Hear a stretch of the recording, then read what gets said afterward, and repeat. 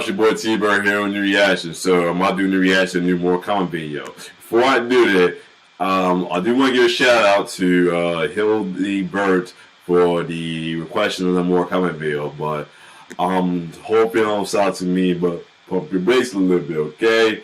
You like give me videos left and right. I mean, like I gotta try to keep up with these videos a little bit. But I got you though, definitely. So you ain't gotta repeat in different videos on what video you want me to react to. I got you, definitely. So this one I came across recently, not too long ago. It's called Top 10 Holy Shit Moments in Mortal Kombat. Had to save after watching the videos, some of the videos that Hildy Burt requested me to react to. So this one's gonna be interesting. Let me see if there's like a description for this. Hold on a second. Yeah, bring you lists of most shocking moments. Alright, cool. Yeah, so it's pretty much shocking moments that made you go holy shit on Mortal Kombat. Let's check it out.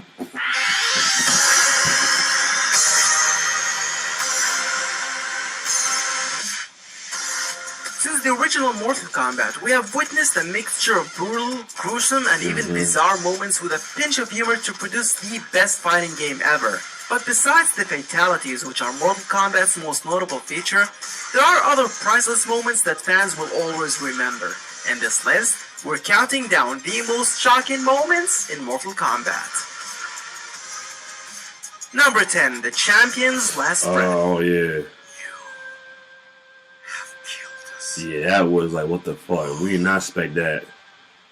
Liu Kang is considered by many to be the face of Mortal Kombat and the champion of Earthrealm, thanks to his exceptional performance in the first tournament which saved the universe. But when Shao Kahn's forces invaded Earthrealm, they wreaked havoc and killed many of its defenders, including Liu Kang's love interest Kitana. Angered by the deaths of his friends and allies, Liu Kang split with Raiden over how to respond to the invasion. During a disagreement between them, Liu Kang was accidentally killed by Raiden's energy blast, a scene that was never expected by any Mortal Kombat fan to ever happen.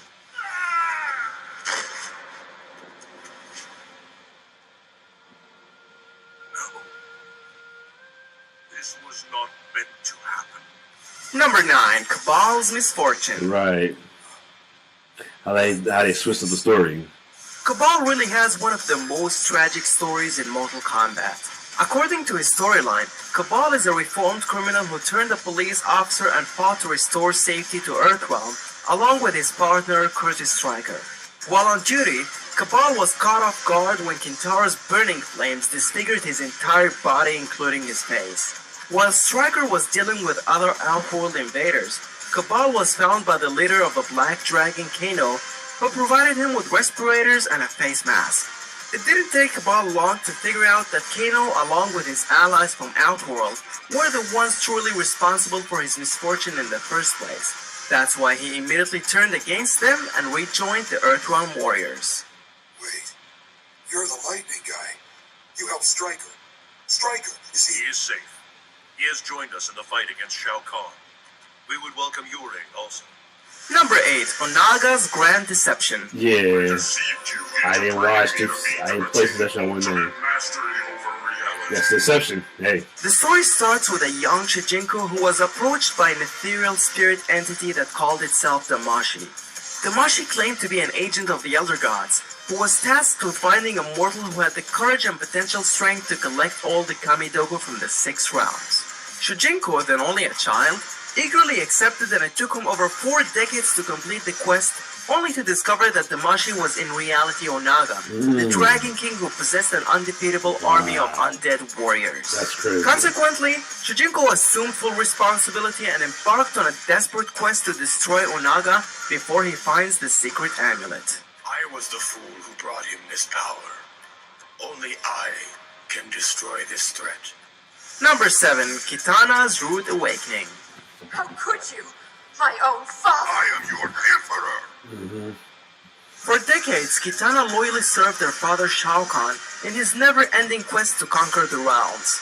With her closest friend Jade, Kitana enforced his brutal will. But at the same time, she's always had a feeling that the life she had known was a deception. To find out the truth for herself, she dared go into the only place she was forbidden to visit, Shang Tsung's flesh pits. Within the flesh pits, Kitana finds a newly created body clone of herself. Immediately, she realizes that the whole project was carried out to replace her as the Princess of Outworld, since she posed a great threat to Shao Kahn's reign. Return to the flesh pits. Bring me my daughter. Number 6, the Lin Kuei Cyber Initiative. Actually did it. You're a cyborg. We are of the way. More skillful than the night. More deadly than the dawn. With the forces of Outworld and the Netherrealm united, Shao Kahn and his allies initiate a full-scale invasion against Earth to merge the two realms. As a response to this threat, the Grand Master of the Lin Kuei decides to launch a project that would provide all his fellow ninjas with the necessary tools and strength to withstand the invasion. He decides to turn all his ninjas into cyborgs. This controversial decision was not approved by all clan members, and as a result, it sparked a surprising division within the Lin Kuei, which turned out to be one of the most outstanding rivalries in Mortal Kombat.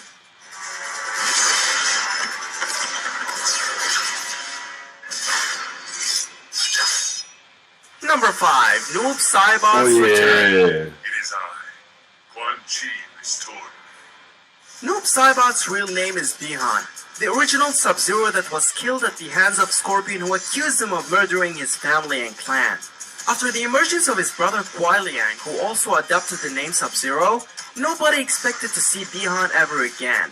However, to everyone's surprise, Bihan came back to life as a faithful servant to Quan Chi and the Netherrealm. Number 4, Quan Chi's End. Scorpion. We can. Quan Chi is the kind of villain that anybody would hate, thanks to his manipulative and deceptive nature. After all, he's the one responsible for pretty much all that is evil in Mortal Kombat, including Shao Kahn's invasion of Earthrealm, Onaga's return, and the revival of revenant versions of many Earthrealm warriors that were killed during the invasion. For that, Quan Chi has been captured and punished several times, but he just seems to be able to get away with his crimes every single time.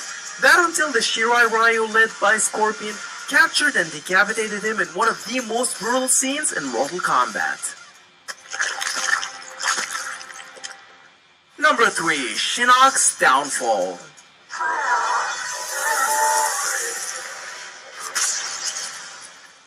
Ever since he was banished from his rank as an Elder God, Shinnok's had only one single goal, to be the sole ruler of Earthrealm. For that, Shinnok and his followers tirelessly work to locate Earthrealm's life force, the Jinsei, which Shinnok eventually finds and uses to grow his powers and transform himself into a demonic creature with immense power and might. But despite his newfound power, the renegade Elder God would eventually be defeated and punished for all the havoc that he caused to Earthrealm. Shinnok was an Elder God. Impossible to kill. There are fates worse than death. Number 2, Melina's Execution. Oh, that shit was crazy. I need joy. Did not expect that at all. Soon after being dethroned by Kotal Khan and his followers, Melina begins a rebellion to reclaim the position as the Khanum of Outworld. Her plan involved a deal with Kano, who sold her the amulet of Shinnok and helped her along with Rain, Tanya, and the Tarkatan army to launch a sneak attack against Kotal Khan, which was unsuccessful, although she managed to escape. But that didn't last long, because Devora, with the help of the special forces, tracked Melina down and brought her to the Emperor himself, who ordered Devora to execute her in the most grotesque fashion. Yeah, that shit was crazy, man.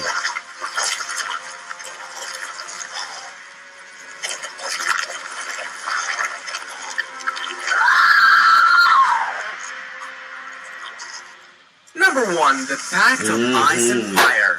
I killed your brother. We never knew. Because I thought Quan Chi is responsible for Bihan's death. Never. Scorpion and Sub-Zero's alliance is beyond any doubt the most shocking moment in Mortal Kombat, which not too many fans ever expected. No. After knowing the true mastermind behind the Shirai Ryu massacre, Scorpion and Sub-Zero decide to put all their differences aside and finally make peace after centuries of bloody wars that caused many casualties from both sides. But for a rivalry like this to end, it leaves many fans wondering about what comes next for both of them. mainly because this rivalry is what defined the Mortal Kombat franchise and was a big part why the game has endured in popularity for so long.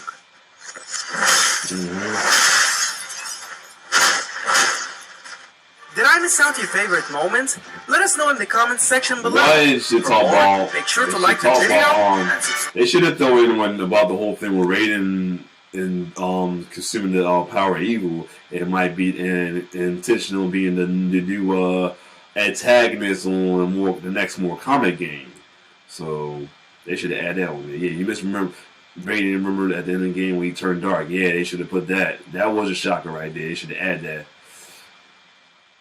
Well, anyway, well, yeah, somebody said, Clown's, death was shocking. Yeah, that actually was a little tearjerker right there. He was all happy he, defeated, Guitar. Next thing, Shao Kahn come out the way, smack his neck, like, what the fuck? That was shocking. We did not expect that to happen at all. But, yeah, the Sindale's killing everybody, which have been there too, though. But other than that, this was a good line though, right there. It could have left. Drew really get through it. It could have left out the Cabal. No, the Cabal was kind of shocking because they twisted how he twisted it. They could have at least left the deception one. Nobody care about deception. But other than that, if you like my reaction, like, share, subscribe to my YouTube channel, like my Facebook page. It's your boy T-Bird signing off. One love.